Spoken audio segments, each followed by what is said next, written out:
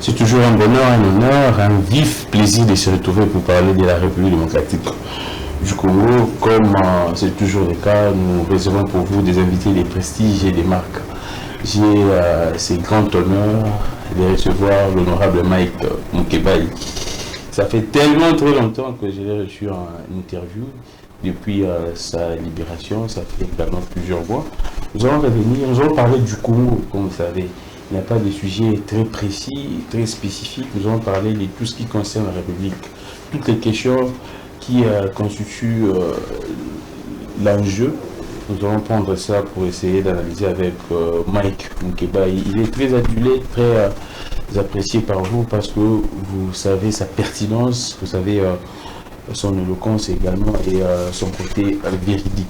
Alors, Kigali et Kinshasa ont paraphé à Washington hier les textes des principes du cadre d'intégration économique régionale, CER, une exigence énoncée dans l'accord de paix. Grâce à une coordination conjointe dans des domaines tels que l'énergie, les infrastructures, l'exploitation minière, la gestion des parcs nationaux et le tourisme, ainsi que la santé publique.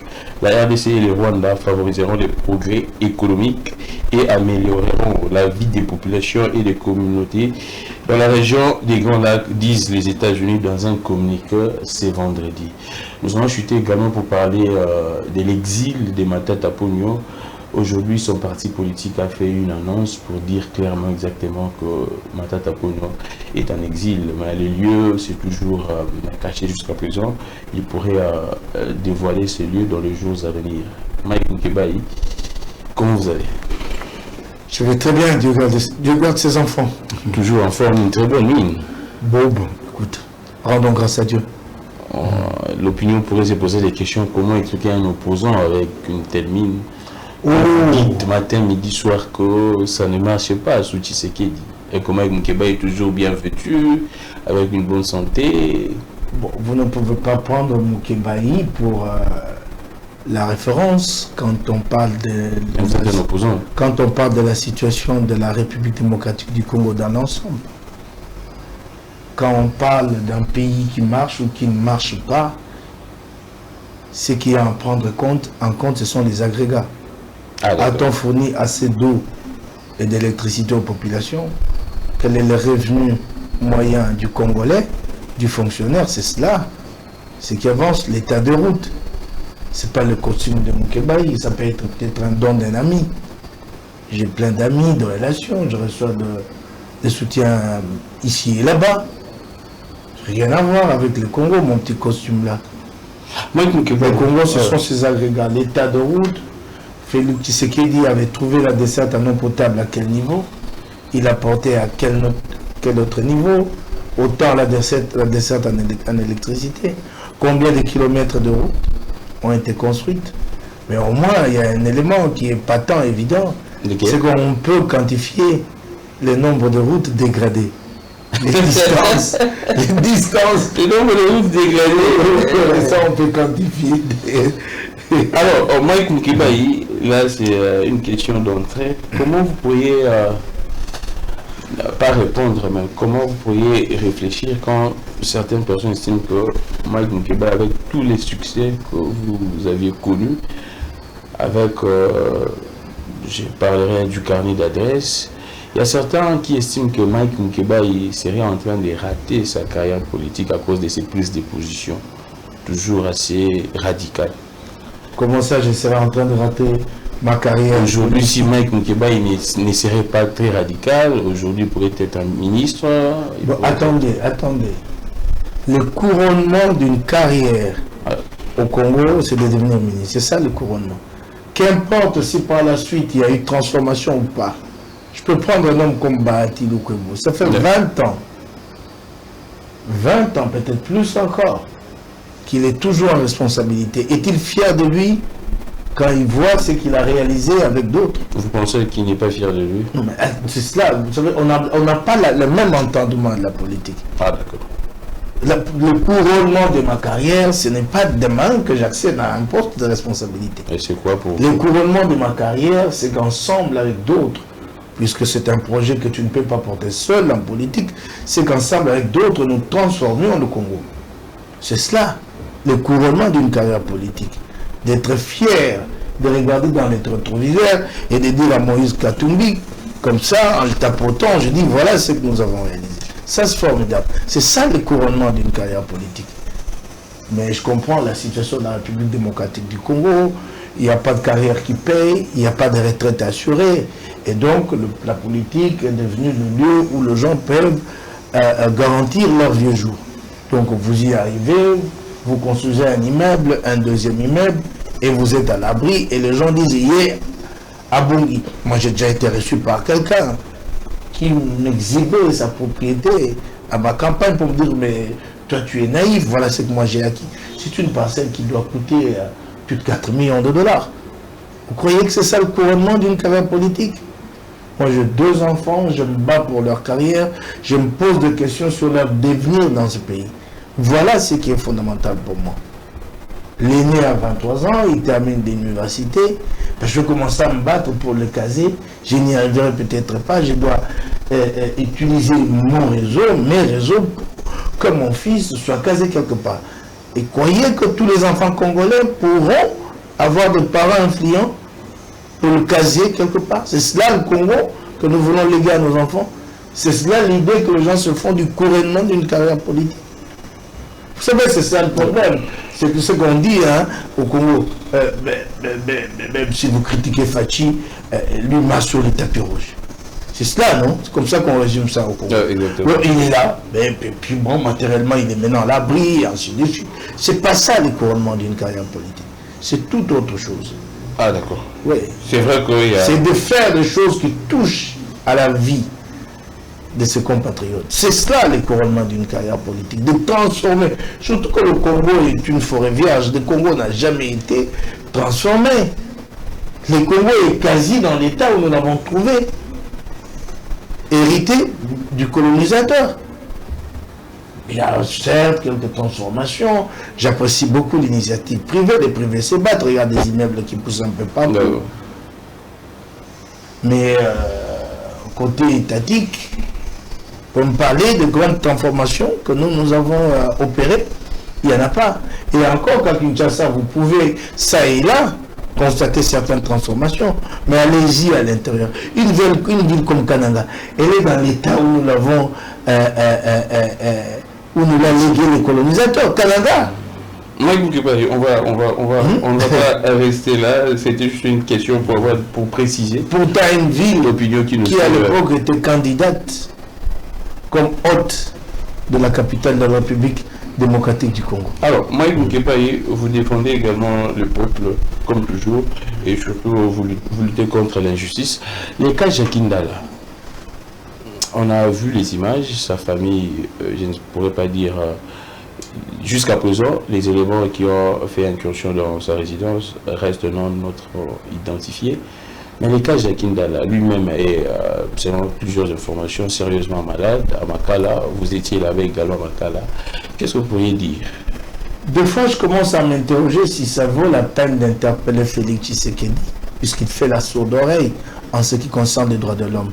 Et je crois que vous avez suivi la sanction, les verdicts de Freedom House, qui classe la République démocratique du Congo parmi les États les plus reculés en matière de droits de l'homme. 18 sur 100. Et ce qui me fait le plus mal, c'est que je regarde devant moi, je lève les yeux, je regarde, je n'ai pas besoin de porter mon regard à l'horizon, mais tout près de moi, je vois qu'il y a là tous ceux qui ont été très actifs en matière de droits de l'homme, non seulement actifs, mais très zélés en matière de droits de l'homme sous Joseph Kabila. Je vois Paul Sapou, je vois Christophe Angoï, je vois Georges Kapiamba. Ils n'ont fait aucun commentaire sur ce classement humiliant de la République démocratique du Congo. Aujourd'hui, ils se taisent. Aujourd'hui, ils se contentent de chercher, de donner des avis sur des questions qui ménagent les régimes. Je m'interroge par moments si ça vaut la peine. Mais puisqu'il s'agit d'un combat, nous continuerons à élever le voix. C'est là que je lève le voix. Pour ceux qui arrivent à Jakindala, je m'interroge pourquoi cet acharnement.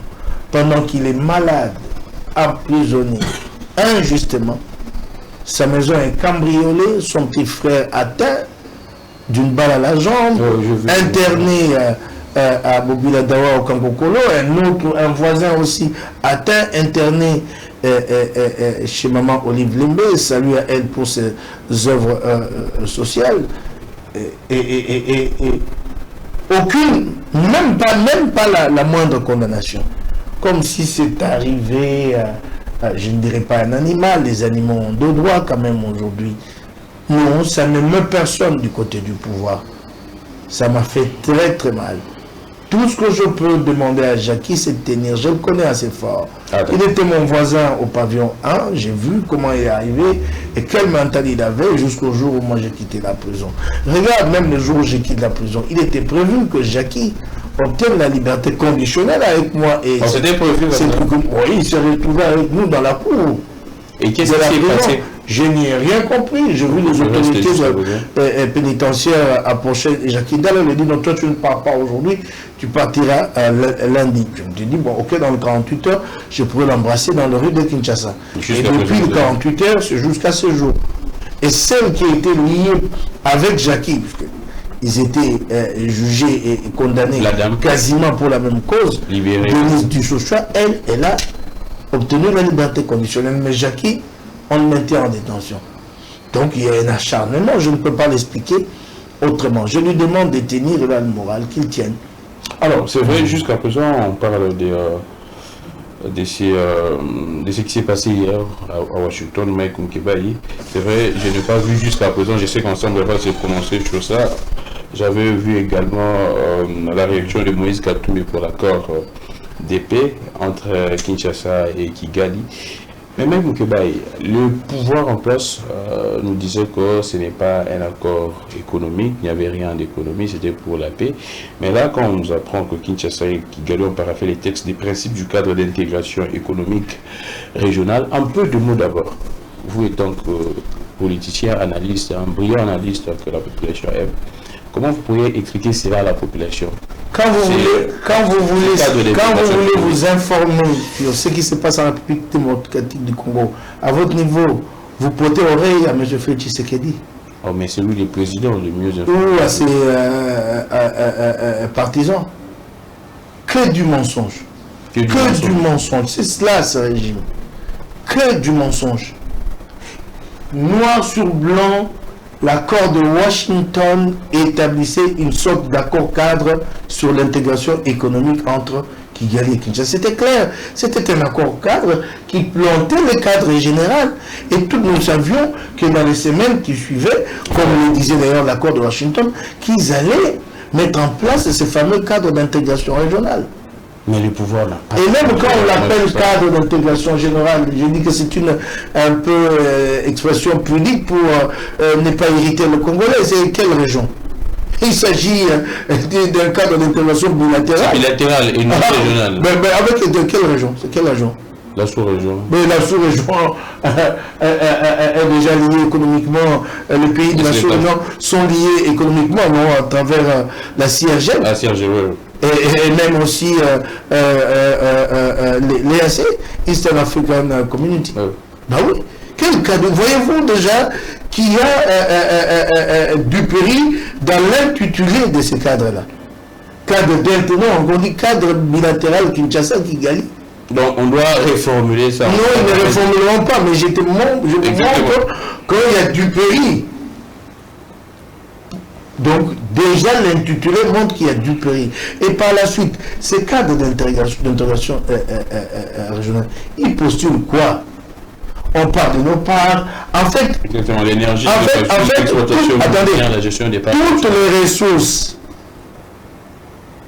énumérées dans ces cadres d'intégration régionale, dans cet accord de principe qui a été signé, toutes ces ressources énumérées-là sont propriété de la RDC. Nous ne les partageons pas avec les... Sont nos propres. Mais alors, qu'est-ce que le Rwanda nous apporte? Qu'est-ce que le Rwanda nous apporte? Vous êtes journaliste. Oui. J'étais très préoccupé. J'attendais à ce que vous posiez la question à Madame la ministre des Affaires étrangères, à Félix Tshisekedi, lui-même, qui nous éclaire sur le contenu de ces cadres-là. que là, nous sommes obligés de nous en remettre à des avis des tiers, des experts étrangers, qui nous disent que ce seront des investissements américains qui transiteront par le Rwanda, mais pour finir, la plus-value profitera au Rwanda. Parce que pour ce qui concerne le minerai, le traitement se fera au Rwanda. Et ce qui est regrettable, c'est que les États-Unis se sont inspirés du modèle de Félix Tshisekedi lui-même. Vous connaissez ces modèles, le fameux modèle Sakima. Notre or devait être raffiné au Rwanda. Une raffinerie avait été qui ne coûte que 5 millions de dollars. On parlait de 60 millions de dollars. Je ne connais pas le coût de cet investissement. Mais une raffinerie a été construite même à Gassabo, au Rwanda, avec des financements qataris. Donc voyez-vous où Félix a mené le Congo, a conduit le Congo. Mais soyez-en sûrs, puisque la mise en œuvre de ce cadre d'intégration régionale prendra du temps, nous reconsidérerons bien des choses dans ce cadre d'intégration générale. À un moment donné, dans les 3 années à venir, il y aura des animateurs légitimes issus des prochaines élections. Ceux-là renégocieront tout ce qui a été conclu dans le cadre de cette intégration régionale. Qu'est-ce que nos parcs ont à voir pour être gérés en partage avec le Rwanda? Il y a un parc qui est transfrontalier entre nous et le Rwanda, et même aussi l'Ouganda, c'est le parc Virunga, qui est appelé au Rwanda le parc des volcans. On peut comprendre, il y a une espèce protégée là-bas, menacée d'extinction, les gorilles de montagne. Ils transhument les gorilles de montagne du Rwanda chez nous, en Ouganda. On peut convenir entre nous de voir dans quelle mesure co-gérer. Mais les 9 autres parcs, nous en avons une dizaine.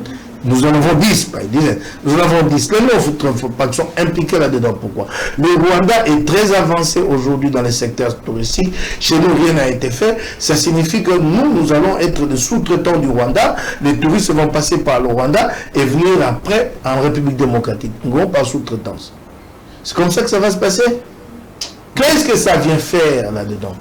Mike Mkibayi, nous allons un peu évoluer, mais qu'est-ce qui explique qu'on sent apparemment, ça va très vite au niveau du Rwanda. On avait été informé récemment de la ratification même de cet accord. Vous étiez parlementaire, mais pourquoi est-ce qu'ici en RDC ça traîne? Est-ce c'est parce que le Rwanda prend très au sérieux cet accord, plus que nous? Non, le Rwanda a pris des engagements. Le Rwanda n'a rien à perdre. Ah d'accord. Il n'a rien à perdre. Voilà qui explique qu'il est pressé, il n'a rien à perdre. Ici, vous avez des dirigeants qui tiennent un discours qui ne cadre pas avec la réalité. Ils savent que s'ils doivent soumettre cet accord au mécanisme de ratification comme il se doit au terme de la Constitution, ça va amener à un débat où ici, ils ne s'en sortiront pas. Ils ont menti sur toute la ligne depuis le début. Ils savent. Donc, ça va donner lieu à un débat fort controversé à l'Assemblée nationale, jusqu'au Sénat. C'est cela. Mais la majorité, c'est l'union sacrée, Mike Mkibayi. Mais attendez, j'ai vu. Ça va finir par passer, c'est une majorité mécanique. Mais attendez-vous à ce qu'il y ait des voix discordantes. Et là, ils vont s'entendre, ils vont se faire entendre du haut de la tribune de l'Assemblée. Ah d'accord. Ah, alors ça va aller chauffer l'opinion qui est déjà assez hostile à cet accord-là. En tout cas, dans son aspect d'intégration économique. C'est cela qu'ils redoutent le plus. C'est cela le problème. Et ce n'est pas également... Ils savent que ce qu'ils ont signé n'est pas bénéfique pour la République démocratique du Congo. Quand Félix Tshisekedi a envoyé ses délégués à Washington, ce n'était pas pour l'intégration économique avec le Rwanda. Ils avaient mis en avant, et ça vous le savez, les fameux deals minéraux et sécurité. Mais ils se sont fait prendre. Ils se sont fait prendre au piège eux-mêmes. La dimension économique n'était pas intégrée dans la discussion à Washington. C'est eux qui ont amené la carte économique. Ah ben les Américains ont dit, bon, puisque vous l'amenez, voilà ce que nous en faisons. C'est un fait accompli américain contre lequel Félix Tshisekedi n'avait pas de parade. Qu'est-ce qu'il allait proposer? Qu'est-ce qu'il allait proposer? C'est cela, voilà. Mike Mkibayi. Mais vous savez, il n'y a pas trop à s'alarmer, ça prendra beaucoup de temps la mise en œuvre. Ne suivez pas l'empressement que Trump met là-dedans. Ça prendra du temps pour débloquer le moyen, les investissements, ça prendra du temps pour qu'un régime assez légitime monte en responsabilité en République démocratique du Congo et arrête ces bradages-là. Alors, Mike Moukébaï, à ce stade, la situation comme ça s'enlise toujours. Si il était demandé à Mike Moukébaï de proposer des pistes de solutions, hormis l'accord de paix, qu'est-ce que le pays devrait faire, ou soit le gouvernement devrait faire? Non, moi j'ai pas de solution. Où la ville de Goma est sous occupation, Bukavu sous occupation, et FRDC manifestement ne serait pas efficace selon les présidents sur le terrain.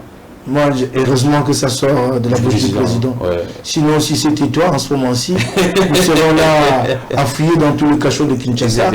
Vous serez déjà accusé de démobilisation des troupes, et ainsi de suite. On devrait faire non seulement que ça sorte de sa bouche, mais en plus dit à l'étranger.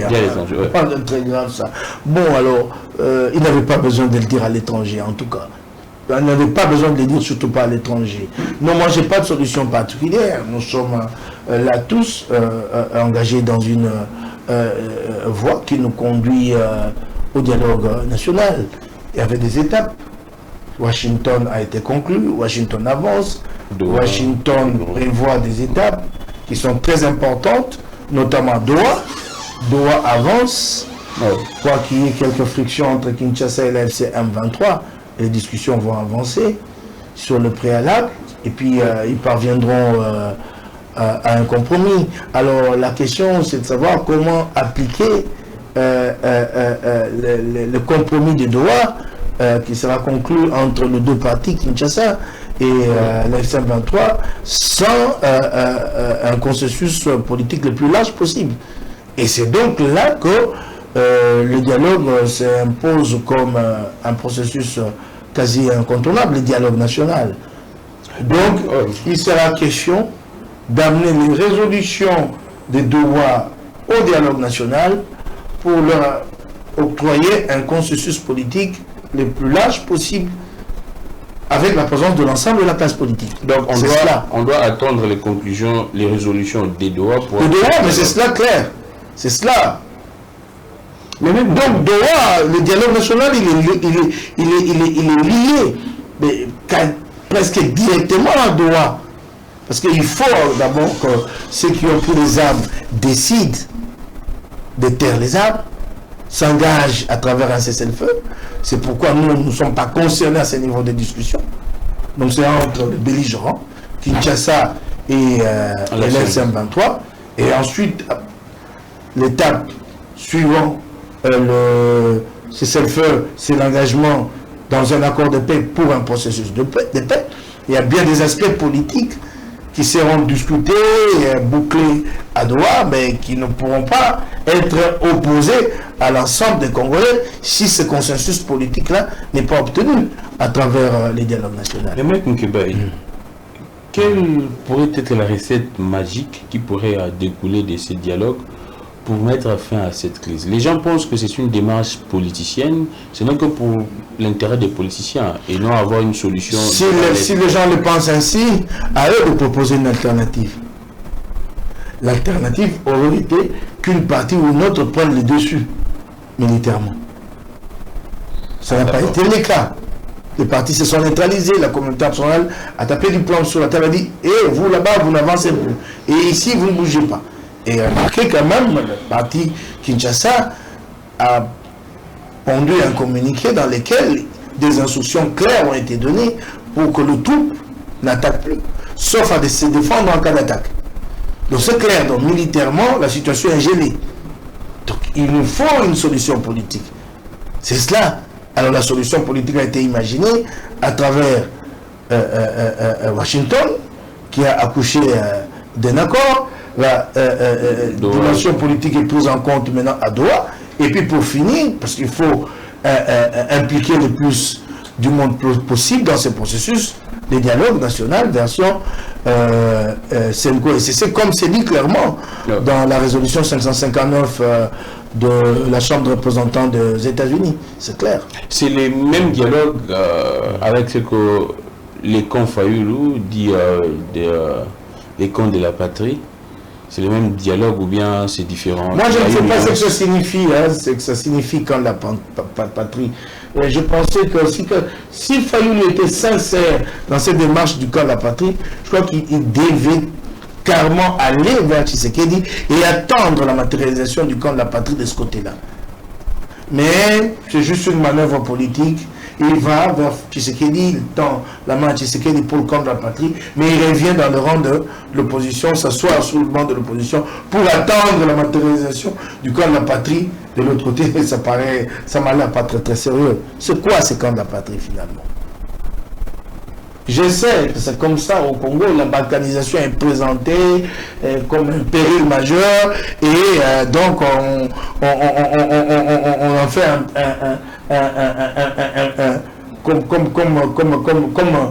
comme un fondement d'appel pour mettre en place une coalition. Je ne me l'explique pas. Parlons d'abord de cette balkanisation, soyons sérieux. Et j'aimerais que vous, les journalistes, que vous nous ameniez à débattre réellement. Si est-ce vrai qu'il y a balkanisation, cette menace existe contre la République démocratique du Congo? Ce n'est pas parce que le Rwanda profite de l'affaissement de l'État chez nous et nous agresse tout le temps qu'on peut parler de balkanisation. Ce sont des menaces qui se limitent à aux velléités hégémoniques du Rwanda, profitant de notre faiblesse. Nous ne sommes pas agressés sur le plan de notre intégrité que par le Rwanda.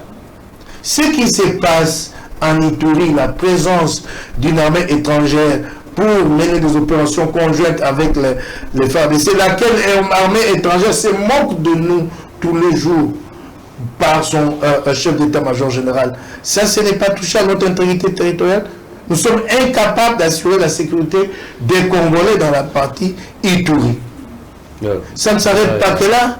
Les Mobondo, ça fait 3 ans, c'est un groupe inorganisé, animés par des amateurs qui ne connaissent pas le métier des armes. Mais ça fait 3-4 ans qu'ils tiennent l'État en haleine. Donc il y a un problème de restauration de l'État. Ça ne s'arrête pas là, on peut prendre même la dimension économique de l'agression, d'une agression étrangère contre nous. L'Angola au littoral, l'Angola pompe notre pétrole depuis des décennies. Nous sommes incapables de revendiquer et d'obtenir gain de cause face à l'Angola. Tous les chefs d'État qui se succèdent ici ont peur du voisin puissant, l'Angola. Si tu mérites un peu trop, si s'énerve, mais déjà le Rwanda qui est très loin, tout petit, nous déstabilise. Et si le Rwanda s'énerve, pardon, l'Angola, tu sais à combien sont évaluées les pertes subies par la République démocratique du Congo dans l'océan Atlantique, dans l'activité pétrolière de l'Angola? Selon le chiffre de la Banque mondiale, 80 milliards. Vous avez déjà entendu nos dirigeants en faire un débat? Bidimbu, ministre des hydrocarbures, a fait des allers-retours en Angola. Il nous a chaque fois revenu des promesses ici. Nous nous sommes mis d'accord avec l'Angola. Ça sera désormais 50-50. Les fameux 50-50, on ne les a jamais vus jusqu'à ce jour. Et quand vous voulez parler des questions de pétrole, vous ne vous arrêtez pas à une table de négociation. Vous devez avoir le moyen d'envoyer des gens en profondeur, des experts, pour aller évaluer ce qu'il y a là-bas, c'est que l'Angola. Lui, quand il dit qu'on arrive là-bas, il s'arrête à la table qu'on lui présente pour négocier. Vous négociez quoi? Les réalités sont sous l'eau. Je ne sais pas, à 1000 ou 2000 mètres en profondeur. Il faut aller chercher ces réalités et les mettre là. Ce qui est encore plus grave pour voir, pour te montrer combien nous sommes incapables de tenir face à nos voisins.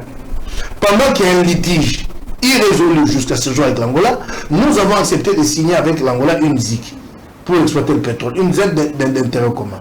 Comment nous allons nous engager dans une ZIC avec quelqu'un qui nous doit?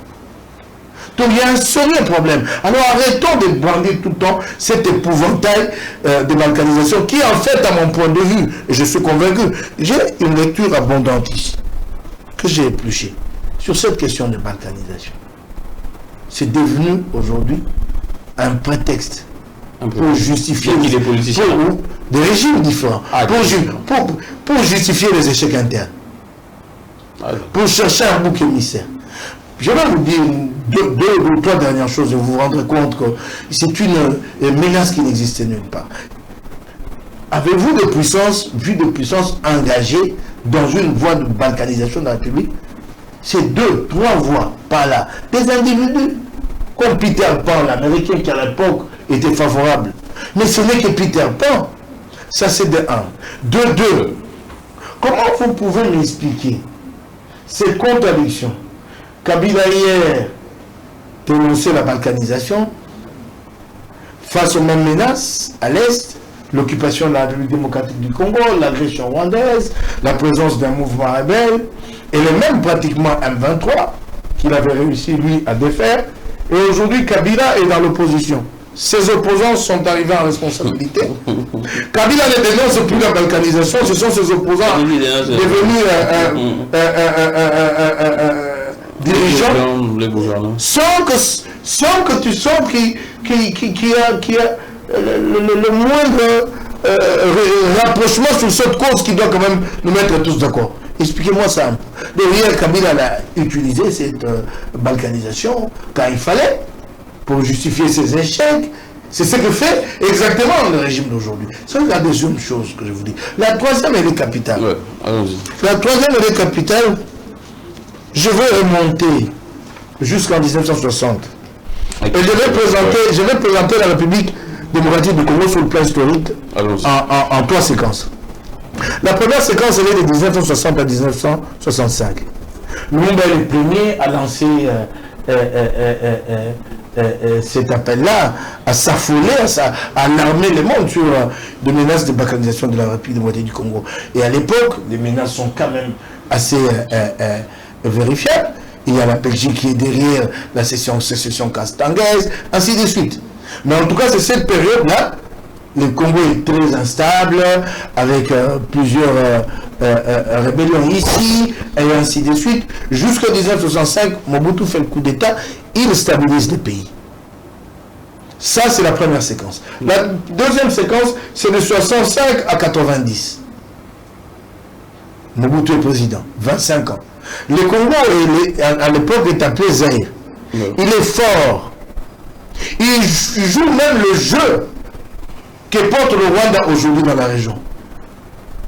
Nous attribuons même un rôle interventionniste dans la région. Nous sommes allés intervenir en Angola en faveur de l'UNITA contre l'MPLA.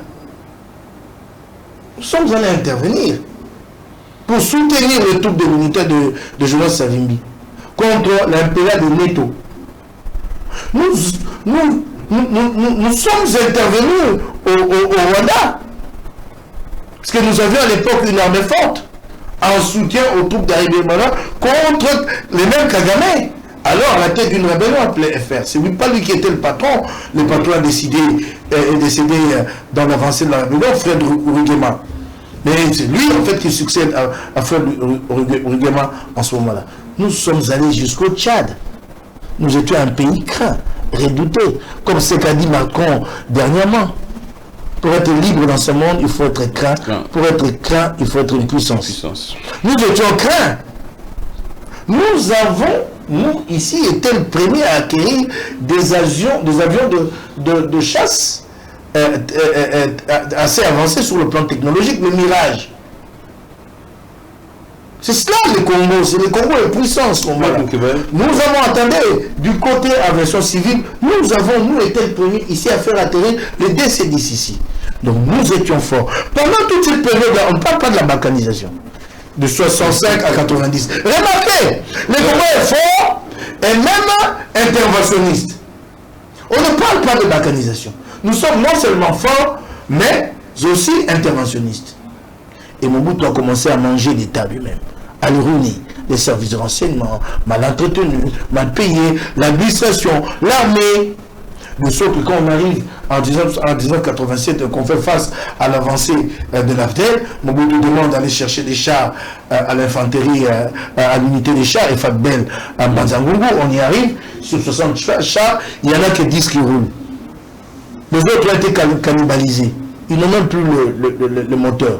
Où sont partis les moteurs? Ce sont les généraux qui ont cannibalisé ces engins et les moteurs ont servi à faire naviguer des baleinières. Donc nous avons tué l'État.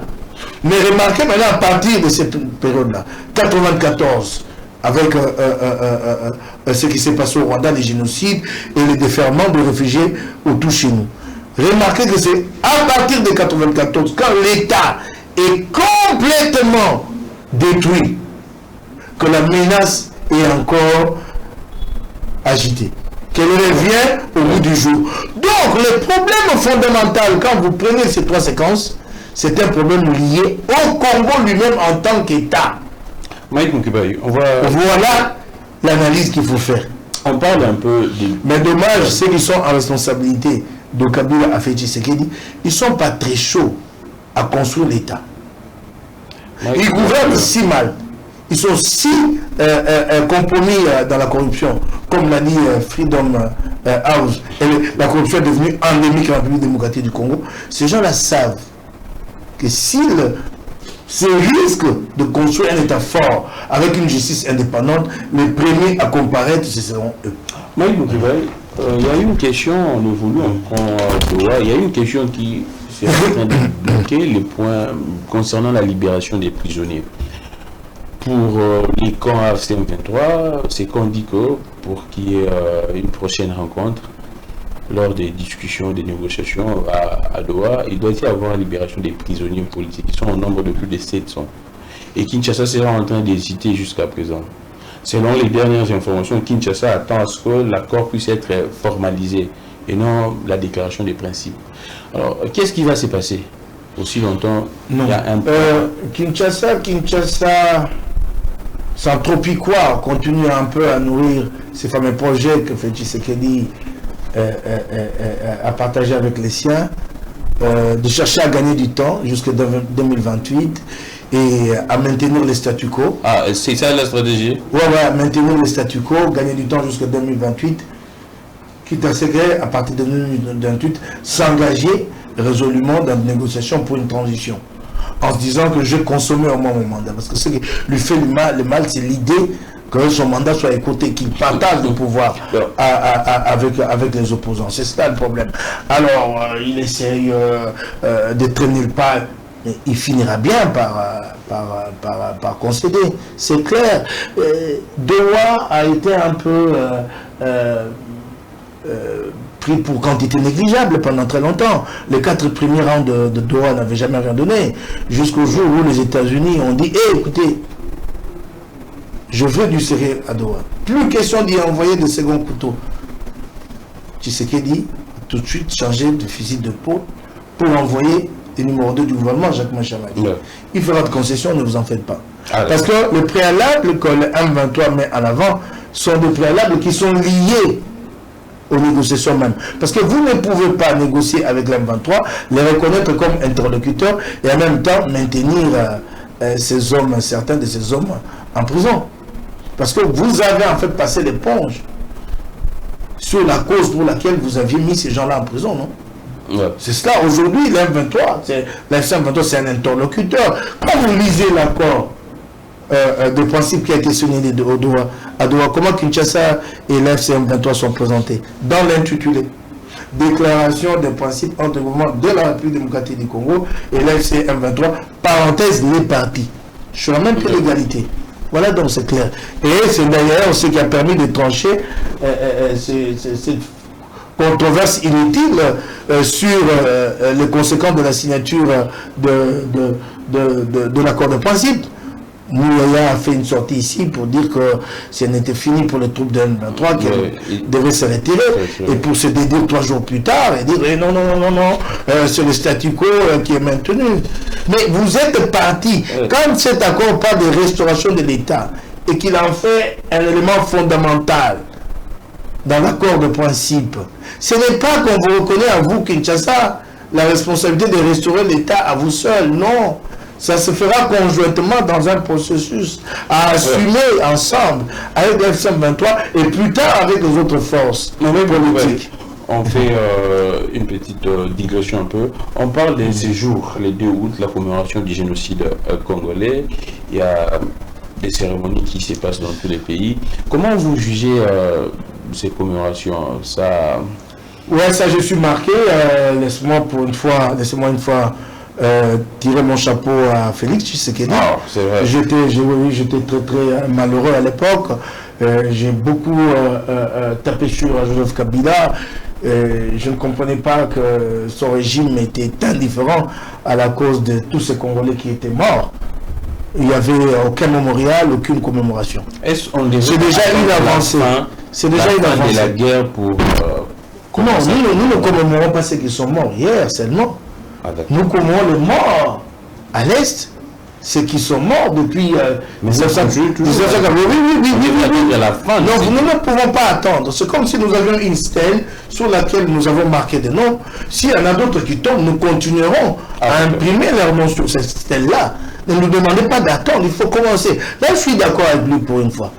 Là, j'avais jamais compris que Kabila se montre nationaliste, mais qu'il ne pense pas à cristalliser la mémoire nationale, la mémoire collective autour de cet événement aussi marquant de la vie des Congolais. Nos millions de morts. Quel message on pourrait envoyer dans cette commémoration, dans ces genres de cérémonies? C'est un rappel pour que ça ne se reproduise plus jamais. C'est aussi un rappel pour amener le Congolais à la prise de conscience, à savoir que nous devons avoir une armée forte, capable de nous défendre et non d'attendre d'être agressé et de pleurnicher tout le temps. Et le pays qui nous agresse, lui, n'a pour superficie que 26 330 km. 26 000 s'il te plaît. Vous pouvez traverser le Rwanda de part en part en 3 heures, hein? De part en part, de l'est à l'ouest, vous traversez le Rwanda. Alors là, il y a un problème. Il y a un problème. Et donc, arrêtons ce discours de dire que le Congo est riche et tout ça. Tant que nous n'aurons pas mis l'homme au centre de mon Congo, nous ne nous en sortirons pas. Il faut que l'homme soit au centre de notre monde. Il faut que nous ayons un Congolais formaté selon le besoin du monde aujourd'hui. Pas le Congolais qui est formé au primaire dans des classes de 200 élèves. Alors on aura plus d'enfants qui auraient terminé, mais davantage des idiots. Et d'ailleurs, pour te montrer que cet enseignement-là, c'était l'enseignement au rabais, aucun d'entre nous n'envoie ses enfants dans les écoles officielles. Tous. Alors, tous ceux qui passent à la télé vanter la gratuité de l'enseignement n'envoient pas leurs enfants dans les écoles officielles. Arrêtez-nous donc ce discours-là. C'est vrai, c'est un pas, mais travaillons maintenant à améliorer la qualité de cet enseignement.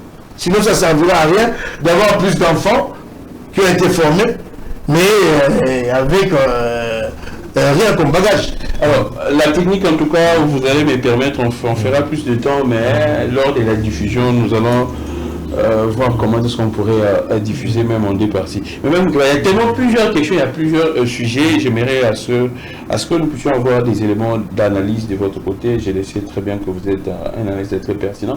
On parle du cas Wazalendo. Comment est-ce que ça va se solder la situation de ces troupes qui se battent aux côtés des FRDC? Est-ce que les Wazalendo sont pris en compte dans ces négociations? Ou bien ça va se passer comment après? Les Wazalendo sont déjà pris en compte dans l'accord de Washington. L'accord de Washington, là où il est question de FDLR, et puis on fait une adhésion, on fait au groupe armé associé. Donc, l'injonction donnée à la partie Kinshasa en ce qui concerne les Wazalendo est claire. Il faut à partir d'un certain moment arrêter de les financer et couper tout lien avec eux.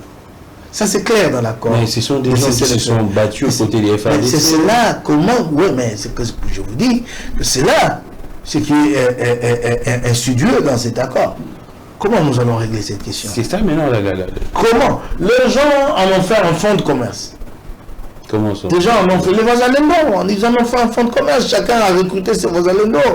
Et vous savez que le financement des Wazalendo ne passe pas par le mécanisme ordinaire de l'État, c'est mano à mano, on te donne 400 000 $ pour aller finalement, tu en fais ce que tu veux. Tu comprends? C'est cela tout le problème. Les gens en ont fait un fonds de commerce, en ont recruté par milliers. Aujourd'hui, on parle de combien de Wazalendo? 70 000, 80 000. Et quand viendra le moment de penser à leur désarmement et réinsertion, ben, vous connaissez la pratique chez nous. chacun va encore en rajouter, on va se retrouver avec 150 000 Wazalendo. Serons-nous en mesure d'assurer leur reclassement? Si nous n'y arrivons pas, ça c'est encore un sérieux problème. Ça ne permettra pas le retour de la paix à l'Est. Nos voisins se sentiront toujours inquiets. Parce que si l'impérium de l'État ne s'établit pas à l'Est, ça signifie que l'Est va continuer à se prêter à l'intrusion de différents groupes étrangers qui vont profiter de l'absence de l'État et de présence de Wazalendo disposés à négocier avec d'autres pour renforcer leur position militairement. Voyez-vous, c'est ça les grands pièges. Les Wazalendo sont un piège pour la paix à l'Est. C'était un gros piège. Ils étaient déjà nombreux avec Kabila, on parlait de 120 groupes armés à l'époque. Aujourd'hui, je crains que nous soyons à plus de 200 groupes. C'est un sérieux piège. Ça nous prendra 5-10 ans pour régler cette question. Ceux qui en ont fait un fonds de commerce et qui se sont en ont profité pour s'enrichir ne seront plus en responsabilité en ce moment-là. Le Congo de demain souffrira de cette question de Wazalendo. Ben, ma main sur le cœur.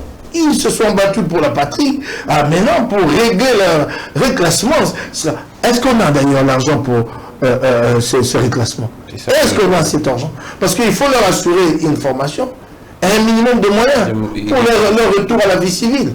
Si vous ne le faites pas, comme tout ce qu'ils savent, c'est les métiers des armes, ils vont continuer à se servir des armes pour survivre. Et vous savez que chez les Wazalendo, il y a des groupes avec des chefs impliqués dans l'exploitation illicite des minerais. Ça va être très compliqué cette situation à gérer. Donc, il faudra vraiment y réfléchir profondément, avec des experts pour régler la question Wazalendo dans un délai le plus bref. Alors, Mike Moukébaï, qu'est-ce qui rassure? Parce que c'est également la question que l'opinion se pose. Qu'est-ce qui rassure que la CM23 pourrait laisser les territoires sous occupation? Parce que là, en suivant leur discours, ils disent clairement, eux ne partiront nulle part. Ils restent là. Non, ils ne partiront plus nulle part tant qu'un compromis n'a pas été trouvé. Vous pensez que s'il y a un compromis, quand un compromis sera trouvé, nous allons nous engager dans un processus du type 1+4. Progressivement, les troupes d'ici iront là-bas, de là-bas pour ailleurs, et ainsi de suite. Et on aura donc brassé ces troupes pour avoir une armée assez homogène. Et alors engager en ce moment-là la restructuration effective de l'armée. Pas celle qui est proclamée et qui aujourd'hui nous montre que les gens ont plutôt mis l'argent dans leur poche. Mais malgré les compromis, on nous dit clairement qu'il n'y a pas des coercitions dans ces négociations. Il faut comprendre, c'est ça la faiblesse de tout processus. C'est ça la faiblesse qui est même liée au droit international. Le droit international n'a pas de moyens de coercition. Ici, si tel commet un acte délictueux, l'État a la police pour mettre la main sur lui, voilà. Mais le droit international n'a pas de police, ok, n'a pas de moyen de coercition. Mais déjà, que les pressions diplomatiques en elles-mêmes sont un grand moyen de coercition. Vous avez remarqué que les pas sont en train d'être accomplis sans qu'on mette une arme à la tempe de quelqu'un. Ouais. Mais c'est son pression. Son pression, quand Kinshasa change sa position sous droit pour y envoyer un responsable, Jacques Machadmani, en personne, on n'a pas mis l'arme sur la table de quelqu'un ici à Kinshasa.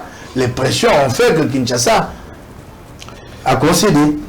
Mike Moukébaï, on parle très rapidement. En tout cas, l'actualité est tellement immense. On prend très vite l'annonce du LGD, les partis de Matata Ponyo, qui dit clairement aujourd'hui que Matata Ponyo est en exil.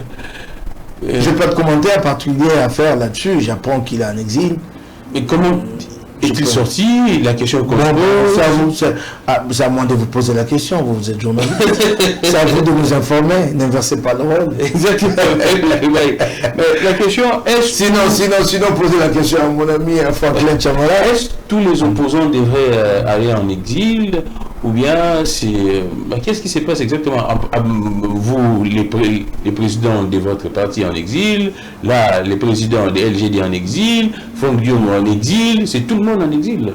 Bon, il n'y a plus à se poser beaucoup de questions là-dessus parce que dans les 3-4 mois, tout ça s'arrêtera. Ah, d'accord. Tout ça s'arrête dans les 3-4 mois. Tout ça s'arrête. Tout ça s'arrête? Oui, il va y avoir un autre climat à Kinshasa. Tout ça va s'arrêter dans les 3-4 mois. Alors, au moment où Mukeba et très rapidement, je sais que cette question a été soulevée également, ces débats a été lancé, commençant par votre propre famille politique. La question sur le fédéralisme, vous pensez que ça pourrait être une solution? Question inopportune. Le Congo a trop de problèmes que de chercher aujourd'hui à débattre sur des sujets aussi controversés, des sujets aussi sensibles. Renforçons d'abord le Congo en tant qu'État. Vous voulez parler de fédéralisme, unitarisme, là où l'État n'existe pas. L'État n'existe pas. Il faut construire l'État. C'est cela d'abord. Construire l'État. Et je ne dis pas quand je suis unitariste, mais je crois que dans la forme de décentralisation sous-jacente à notre constitution aujourd'hui, si elle est appliquée, on obtiendrait une certaine forme de fédéralisme. Les combles, c'est quoi? C'est que Kinshasa concentre tous les moyens, Kinshasa entretient la corruption, et les autres Congolais disent oh, il faut le fédéralisme pour avancer. Conjuguer nos moyens sur place, c'est cela aussi le problème. Cette constitution a déjà réglé en partie ces problèmes. La question, par exemple, de la rétrocession de 40%. Yeah. Kinshasa ne veut pas concéder les 40%, pourtant c'est constitutionnel. Alors, tout celui qui arrive à la tête de l'État, qu'est-ce qu'il veut? Concentrer tout le moyen ici pour poser le plus d'aides possible et donc faire campagne là-dessus aux prochaines élections. C'est ça le problème. Donc, il faut concéder aux provinces ce qui leur revient au terme de la Constitution. C'est aussi ça d'ailleurs le débat. Avant même de passer au fédéralisme, unitarisme, quel est le meilleur projet, commençons d'abord par appliquer la Constitution actuelle. Sur cette décentralisation. Commençons par là. Et là, nous sommes incapables, Félix Tshisekedi a organisé les élections des conseillers municipaux. Par la suite, l'État est incapable de répondre aux obligations dues à ces conseillers municipaux. Ce n'est pas le moment de faire ces débats-là. Aujourd'hui, le débat est comment faire pour mobiliser le plus de recettes possibles. Comment être imaginatif. Comment amener le Congo à un niveau de stabilité économique qui nous permet d'accéder à un endettement important sur le plan international. L'Égypte emprunte de l'argent en termes de milliards. Nous, quand on nous prête, c'est 1,5 milliard. Et le 1,5 milliard, c'est FMI, c'est plus en termes d'appui budgétaire. Et puis, c'est pas de l'argent qu'on vous donne pour investir. Et puis, ça ne vient pas en une année, c'est sur 3 ans. Il nous faut imaginer comment rendre le Congo viable, comment construire les infrastructures, mettre le Congo à un niveau qui nous permette de pouvoir nous endetter. Tous les pays du monde sont endettés. L'endettement n'est pas le problème. Le problème est le remboursement. Quand vous avez endetté, quand vous êtes endetté et que vous avez investi, les investissements produiront de l'argent pour payer la dette. Donc c'est à ce niveau-là qu'il faut réfléchir. Alors, okay? Construisons l'État. J'appelle les uns les autres à arrêter ce débat, à construire l'État. Nous ne sommes pas un État. Mike Mukeba, très rapidement, je sais que vous suivez également l'actualité au niveau international. Tellement ça concerne la RDC, ces droits des douanes revus par Donald Trump, la RDC quitte de 11% à 15%. Les gens se posent des questions, comment expliquer? C'est aussi longtemps nous sommes en accord. Oh, il ne faut pas pleurer de ces droits de douane là. Qu'est-ce que vous exportez aux États-Unis? C'est ça la question. Oh, il faut arrêter ce débat là.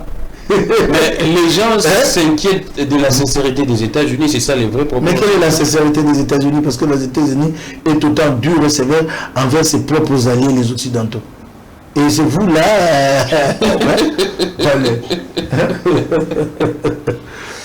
Tout après en contradiction même avec ses alliés occidentaux. En tout cas, sur cette question des droits de douane, des droits de douane. Exactement. Voilà, c'est ça la triste réalité. Mais nous, on n'a pas à s'en plaindre en tout cas. Nous, les Occidentaux, quasiment. En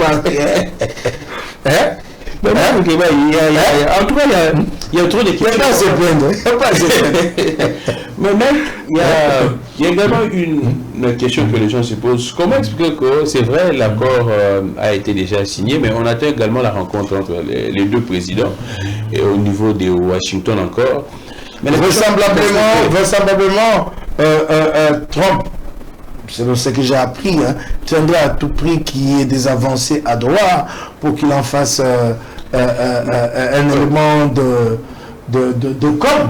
du mal de son succès diplomatique lorsqu'il recevra les deux chefs d'État. Alors, mais comment expliquer que les États-Unis envoient déjà une sorte d'émissaire pour essayer de gérer les mines au niveau, un certain Eric comme ça, pour essayer de... Non, c'est pas un émissaire américain. Non. Il est lié à des sociétés militaires privées. Ah, d'accord. Non, ce n'est pas un officiel, rien à voir. Rien à voir. Eric, je ne sais pas le prononcer en français. Exactement. En anglais, je ne sais pas le prononcer. Non, rien à voir avec... C'est vrai qu'il est très proche de Trump. On peut imaginer une imbrication, des intérêts là-dedans, mais ce n'est pas un officiel, Eric. Mais est-ce que quoi? Eric est lié à des certes qu'il rend de fois de services à l'État américain. Mais c'est à titre privé qu'il rend ces services-là. Il arrive, il cherche à avoir une niche au Congo. Ben, il y a une demande dans cette matière. Demain, lorsqu'il faudra investir dans les mines, peut-être qu'il pourra, et d'ailleurs, vraisemblablement, c'est dans cette optique-là qu'il est là, dans l'optique que sa société militaire privée assure la sécurité aux investissements qui vont naître dans l'Est de la République démocratique du Congo. Mais comment va se passer la cohabitation entre... Et il y a une très mauvaise image en plus, si vous pouvez remonter son parcours. Très mauvaise image.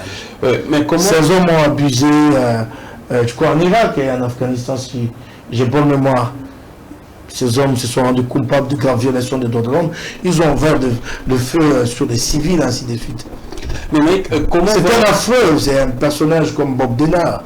C'est pas un personnage flatteur, c'est un affreux. Mais comment... Vous êtes encore jeune, vous n'avez pas connu l'affreux Bob Denard. C'était le plus grand mercenaire du monde. Il était venu à la République démocratique du Congo aussi, porter secours au FARDC, à l'étape notamment de Kisangani. Bob Denard, on aimerait vider un peu les sacs. Mais comment va se passer la cohabitation entre tous ces investisseurs? Parce qu'on le sait très bien qu'au début, mais c'est compliqué, il y a des Chinois, actuellement il y a des Américains. Non, moi je pense que là le problème ne se pose pas. Il y a de nouveaux sites à explorer. Le Congo dispose de potentialités énormes. En ce qui concerne les réserves certifiées, Moïse Katumbi, qui s'y connaît très bien, vous avez déjà expliqué qu'il n'y a plus de mines à donner. C'est en termes de réserves certifiées. Donc on dit qu'il y a une mine ici, et on vous dit que c'est telle quantité. Ok? Donc les réserves certifiées ont toutes été attribuées, mais il y a bien des sites à explorer. Donc les gens viendront. Si je dois rester sur comment ça se passe, par le cadastre minier, vous avez des droits miniers, vous commencez l'exploration, et puis vous passez à l'étape de l'exploitation et de la production. Donc ça peut se faire, mais je ne sais pas, dans le cadre de cet accord, comment ça se fera. Ça, je ne peux pas me risquer, parce que personne d'entre nous n'en connaît le contenu, personne. Et c'est cela la grande question. Exactement. Ce sont nos mines, ce ne sont pas les mines de M. Félix Tshisekedi. Ce sont les mines de Grammy, le grand de Mike Moukeba et de nos enfants. Nous sommes en droit d'être informés sur le contenu de cette fameuse intégration économique. Mais mec, il y a également... De toutes les façons, il faut que Félix Tshisekedi sache une chose. Plus il entretient un ministère autour de cette affaire d'intégration économique, moi, l'opinion, le Congolais, il adhéreront. Ça c'est clair. Et comment va se faire également la cohabitation entre cet accord au niveau de l'exploitation minière et notre code minier? C'est également la question qu'on pose. C'est toutes ces questions. On va respecter notre code minier. C'est toutes ces questions. Attendons que nous arrivions, nous y verrons un peu plus clair déjà avec l'accord lui-même en soi. Là, c'est l'accord de principe qui a été signé, donc qui projette les lignes directrices. Viendra le moment maintenant de donner un contenu, nous attendons, ça va se faire d'ici 3 mois, un contenu à ces fameux cadres d'intégration économique. Mec, on prend très rapidement, en tout cas, on prend je ne sais pas parler de la rumeur, mais ce qui s'est dit dans le couloir, il pourrait y avoir un remaniement ou soit un nouveau gouvernement. Quelle est l'opportunité de les faire? Aucune, si ce n'est que ça c'est la préoccupation de Félix Tshisekedi, si ce n'est que chercher à donner l'impression à ses partisans qu'il a encore la main, qu'il contrôle. C'est juste ça. Ah, d'accord. Il faut nommer le mandataire, remanier le gouvernement. On parlerait vous voyez dans l'optique de ces schémas, gagner du temps pour atteindre 2028. Alors, il faut faire croire à ces fidèles que bon, ok, je garde la main, c'est encore moi le maître, je contrôle tout. Mais c'est un gouvernement qui n'apportera rien. J'ai rigolé encore hier, je l'appelais un gouvernement race. Race pour dire rien à signaler. On parlerait de l'entrée de certains opposants. Mais libre à eux, le problème. Moi, je ne réponds pas d'eux. Libre à eux. Ça pourrait bouger les lignes. C'est un gouvernement, c'est une sorte de gouvernement Badibanga. Bis. Ouais, Badibanga pour quelques 3 mois. Mais il y en a bien qui veulent aussi aller à la marmite. Que moi, je n'ai pas le moyen de les en empêcher. Ces opposants tout ce ici, il n'y a que l'État qui perdra. L'État, ce gouvernement va encore occasionner d'énormes dépenses. L'État va payer des frais d'installation pour rien. Pour des gens qui vont durer 3 mois, 4 mois. Mais vous pouvez aller très rapidement. Là, nous chutons. Déjà, on prend les procès très rapidement. Vous posez la question de savoir, ça ne changera rien sur le plan de la donne. Ouais. Non, ça ne changera rien. C'est quelques ralliements à la cour de Félix Tshisekedi. C'est des individus qui rallient sa cause. Mais qu'est-ce qu'il lui apporte concrètement? Et maintenant, une question en tout cas très vite. Comment ça va se passer si ces opposants rallient Félix Tshisekedi et qu'il y ait d'autres négociations, un dialogue? Ces opposants seront derrière Félix. Vous pouvez trouver la réponse à cette question dans l'attitude de Fayulu Martin. Parce que lui il a compris et c'est pourquoi il hésite. Il sait qu'il a intérêt à rester dans le rang de l'opposition parce que là il pèse. Là il est là parmi les principaux leaders et que demain, s'il y a négociation, Fayulu est en première ligne côté opposition. Ce n'est pas le cas s'il traverse. S'il rallie l'autre camp et que dans l'entretemps, le vrai dialogue, celui que nous attendons, version SCC Senko est convoqué, il ira à ce dialogue au corps un proxy, Tshisekedi, comme un nerveux. Voilà, c'est cela. Et ça, il sait que là, il a tout à perdre. Alors, c'est comme ça, sa stratégie. Je l'ai dit ici, non? J'ai évoqué cette stratégie, non? Cas de la patrie, mais il est dans le rang d'opposition à attendre la maturation du cas de la patrie de l'autre côté. On joue déjà, on prend les procès Joseph Kabila. C'est vrai, on parle de plus de... Comment vous jugez cette somme D'abord, le procès Kabila, c'est comme ce gouvernement. Ça, c'est parmi les actes pour gérer l'opinion. On ne peut pas comprendre pendant que le M23 siège avec le gouvernement, que le gouvernement poursuive Kabila pour des faits liés au M23. Il y a les 3 millions de nos avocats de la République.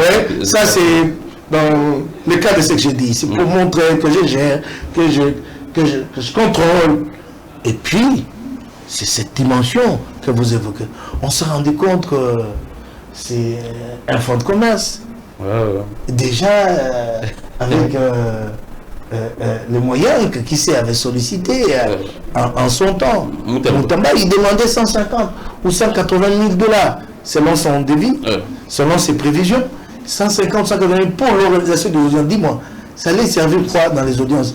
À financer les ministères publics, les juges, ou les avocats? 150 000 $ pour l'organisation des audiences. Je ne sais pas si il fallait construire un prétoire particulier pour le procès. Et bien voilà, maintenant on se rend compte que c'est effectivement un fonds de commerce. C'est une affaire juteuse. Les gens en profitent. C'est cela. C'est une affaire juteuse, les gens en profitent. 2 500 000 $ pour 7 cabinets. Et pourquoi 7 cabinets sur cette affaire? Ces 2 cabinets, ça n'aurait pas suffi. Vous savez qu'en situation normale, ordinaire, pour un procès comme celui-là, au pénal, au premier degré, les honoraires les plus élevés, c'est tout au plus 5 000 $. 5 000 $? Ouais, 5 000. Mais là, c'est dans des, je vois, des 343 000 $. Ils disent même que c'est modeste. J'aimerais bien savoir quand ils disent que c'est modeste. Mais s'ils touchaient des sommes autant colossales, ils seraient tous des millionnaires, déjà, non, les avocats. J'en ai vu un qui parle de sommes modestes. Kabengele qui dit également que non, c'est un procès à risque. À risque à quoi? Et qu'actuellement, ces avocats sont menacés. Attendez. C'est leur vie. Attendez. Attendez, d'abord, il faut qu'il nous donne des éléments d'évaluation de ces menaces-là. Ah, d'accord. Parce que Kabila est un homme qui est loin de Kinshasa. Il ne peut pas menacer le gens ici, même s'il menaçait, mais il n'a pas le moyen de mettre ces menaces à exécution. Il faut qu'il nous donne des éléments d'appréciation de ces menaces, qu'on voit ici, elles sont réelles. Ça, c'est de un. Et de deux, c'est lui qui décide de s'engager. Et donc, on est en train de les payer pour des risques qui... Je ne connais pas ces risques-là. Je ne les connais pas. C'est une invention de celui-là que vous citez. C'est son invention. Oui, 400 000 $ sur une... Qu'il vous dise, lui, dans son parcours, quand est-ce qu'il a déjà gagné 100 000 $ sur une affaire. Vous savez, les avocats gagnent le plus gros quand? Pas avec les honoraires ordinaires. Les avocats font du grand coup avec ce qu'on appelle les honoraires. Je ne suis pas avocat, je passe sous la réserve de certains, sous la réserve de certains de mes amis avocats comme le brillant Laurent Onimba, ou encore Maître Blaise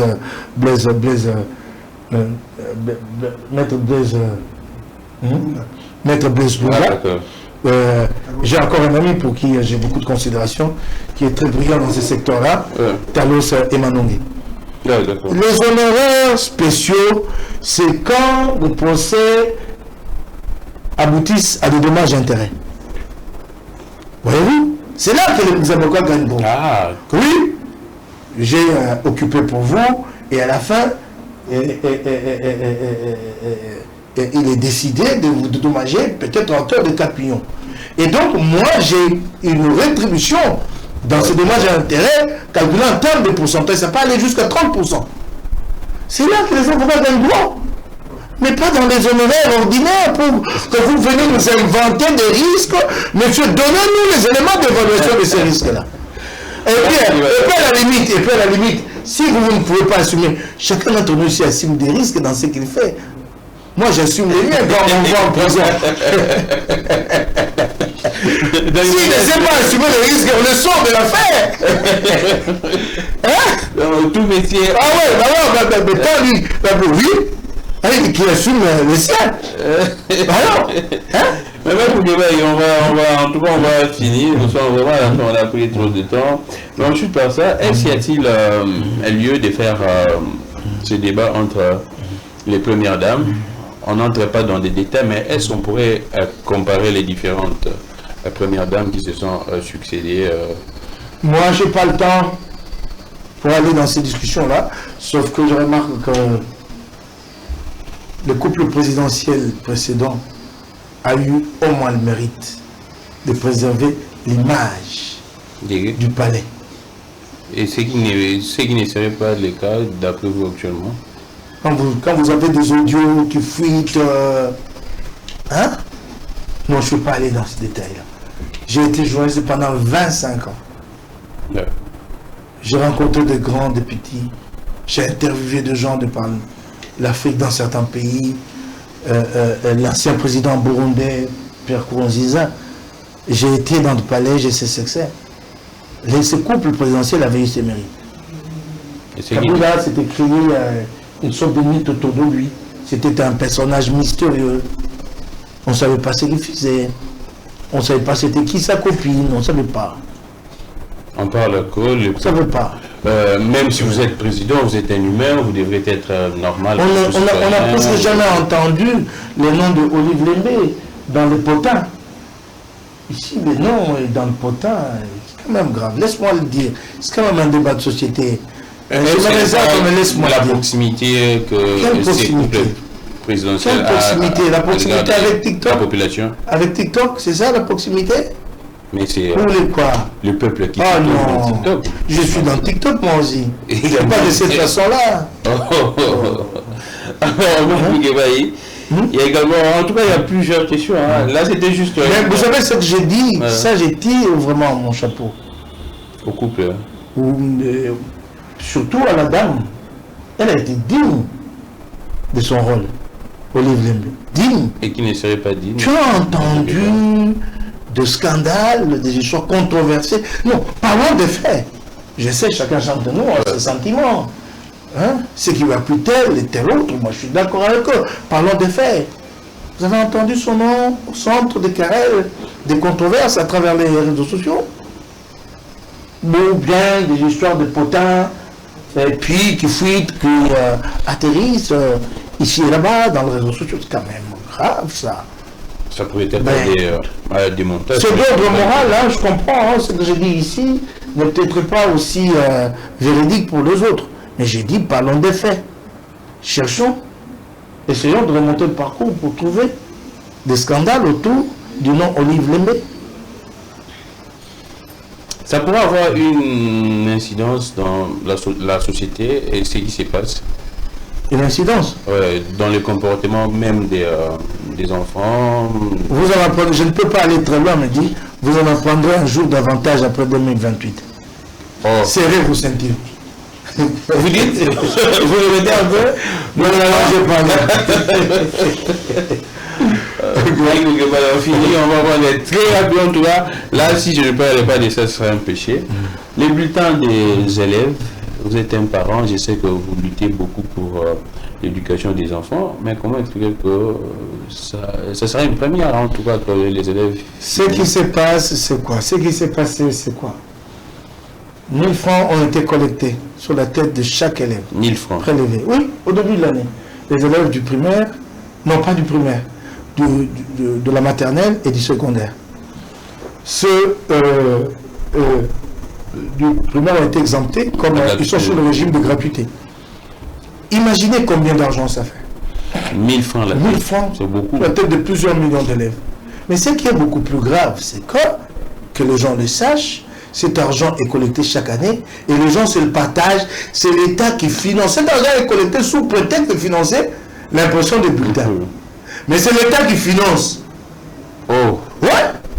L'État finance à hauteur de plus de 40 millions de dollars. Et les mérites de l'actuel ministre, comment il s'appelle? Raïssa Malou, c'est qu'elle a lancé un appel d'offres et elle a obtenu d'une de sociétés souscriptrices un coût de 13 millions. Mais alors, celle qui s'est partagé de plus de 40 millions, lui a dit non, attendez l'année prochaine, le temps que nous on se partage de 40 millions. Voilà, on n'a pas de bulletin. Ah, c'est ça la vraie. C'est ça. La pauvre Isa là. Hein? Ouais, vous savez, les gens ne l'aiment pas beaucoup, comme elle est méthodique, elle est cartésienne. Au moment, il ne faut pas être comme ça. Elle a tout supprimé, elle a tout coupé. Les ministres, tous les ministres qui se sont succédés là-bas, ils avaient droit à 30 000 $ le mois en provenance de la mutuelle de santé de l'enseignant. Je vois. Ouais, donc sur les subventions que la mutuelle reçoit, les ministres c'est prébende de 30 000 $. Une quantité et une quantité au Secopé, 100 000 $. Elle a supprimé ça, cette dame-là. 100 000 $, Secopé. Secopé, 100 000. Hein? Alors, elle est cartésienne, elle a débarqué là avec son idée telle qu'elle a conçue depuis la Banque mondiale. Elle a des problèmes, la pauvre. Alors, Mike Moukeba, on est fini pour aujourd'hui. Merci beaucoup d'être passé. C'est vrai qu'il n'y a pas eu assez de questions d'ensemble pour la République. On sait que Katoumi est en exil. La plupart de vos cadres également en exil. La situation de votre passeport, c'est comment? Oui, c'est une sorte d'exil aussi, non? Que le régime de Tshisekedi m'impose ici. Il ne veut pas m'octroyer mon passeport. Et après, juste après ça, vous allez voir Tshisekedi qui vient à la télé et dit pour démocrate, je le suis. Mais monsieur, donnez-moi mon passeport si vous êtes démocrate. Il a dit non? Oui, il a dit. Démocrate, je le suis. Mais monsieur, alors? Qu'en est-il de mon passeport? Merci beaucoup, Mike Moukeba. Merci également au président Jimmy Carter. C'est grâce à lui toujours que nous ayons l'honorable Mike Moukeba et à chaque fois il est très disposé pour nous fournir et nous amener l'honorable Mike Moukeba. Nous espérons que